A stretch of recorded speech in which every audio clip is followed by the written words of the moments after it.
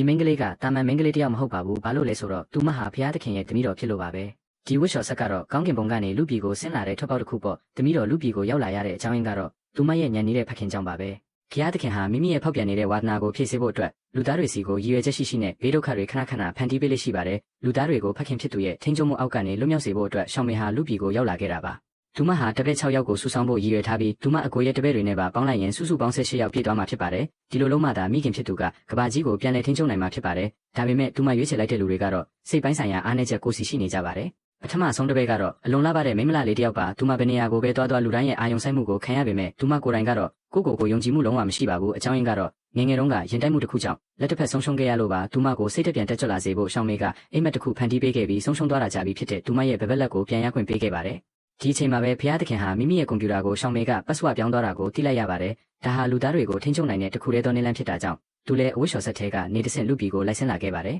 ဒါပေမဲ့သူထွက်ချင်းမှာပဲသူ့ကိုအယူလို့ထင်ပြီးအတော်ကြီးတယောက်ကသူ့ကိုငရုတ်ကောင်းစပရေးနဲ့မျက်နှာထဲဖြန်းပစ်လိုက်ပါတယ်ကွန်ပျူတာမရှိတော့တဲ့ဖျားသခင်ဟာတာမန်လူတယောက်နဲ့ဘာမှမထူးခြားတော့ပါဘူးအမိုက်ပုံးထဲကနေစားစရာတချို့ကိုခက်ခဲရှာစားနေတော့မှပဲလူမိုက်တစုရဲ့ပြစ်မှတ်ထားခြင်းကိုခံလိုက်ရပြီးဘာမှမပြောရဲသူ့ကိုဝိုင်းရကြပါတော့တယ်နောက်တော့ဖျားသခင်ဟာဖျားเจ้าတစ်ခုကိုရောက်သွားပါတယ်အဲ့ဒီမှာအစားအသောက်တွေဝေပေးနေတာနဲ့ကြုံတာပေါ့လူတိုင်းကစနစ်တကျတန်းစီနေကြပေမဲ့သူကတော့အရှိဆုံးကိုအတင်းတိုးဝင်သွားပါတယ်ဒီလိုရဲ့ကြောင့်လူတွေကမချင်မနှက်ဖြစ်ပြီးထုံးစံအတိုင်းသူနောက်ထပ်တစ်ခါအရိုက်ခံရပြန်ပါတယ်ခံကောင်းထောက်မှစွာနဲ့ဘုန်းတော်ကြီးကအချိန်မီဝင်ဆွဲခဲ့ပါတယ်ဘုန်းတော်ကြီးကသူ့ကိုတနာတာကြောင့်စားစရာတချို့ပေးခဲ့ပေမဲ့ဖျားသခင်ကယေရှုခရစ်တော်ရဲ့အကြောင်းကိုမကောင်းပြောရတော့တယ်ယေရှုခရစ်တော်ဟာဘုန်းတော်ကြီးရဲ့တက်ဝင်ယုံကြည်မှုဖြစ်တာကြောင့်ဒါကိုကြားရတဲ့အခါဘုန်းတော်ကြီးလည်းတိမခံနိုင်တော့ပဲဖျားသခင်ကိုအလဲလဲကွဲဖြစ်အောင်ရိုက်နှက်ပါတော့တယ်လူတကာရဲ့နှိမ့်ဆက်မှုကိုခံခဲ့ရတဲ့ဖျားသခင်ဟာလမ်းမပေါ်ရောက်လာတဲ့အခါမှာတော့သမီးဖြစ်သူရှောင်းမေနဲ့တိုက်ဆိုင်ဆုံးမိသွားပါတယ်ဒီအချိန်မှာရှောင်းမေကတပည့်တွေဆူဆောင်းနေပြီဖြစ်ပါတယ်ဖခင်ဖြစ်သူကသူမကိုအိမ်ပြန်လိုက်ခဲ့ဖို့ပြောပေမဲ့ဖခင်ရဲ့ဟန်ဆောင်မှုတွေကိုကြိုပြီးခဲခတ်မိတဲ့ရှောင်းမေဟာတပည့်ကိုခေါ်ပြီးရေပြင်ပေါ်ကနေလမ်းလျှောက်ထွက်ခွာသွားပါတယ်ဖျားသခင်ကနောက်ကနေလိုက်ဖို့လုပ်ပေမဲ့မမျှော်လင့်ပဲရေထဲကိုပြုတ်ကျသွားပါတော့တယ်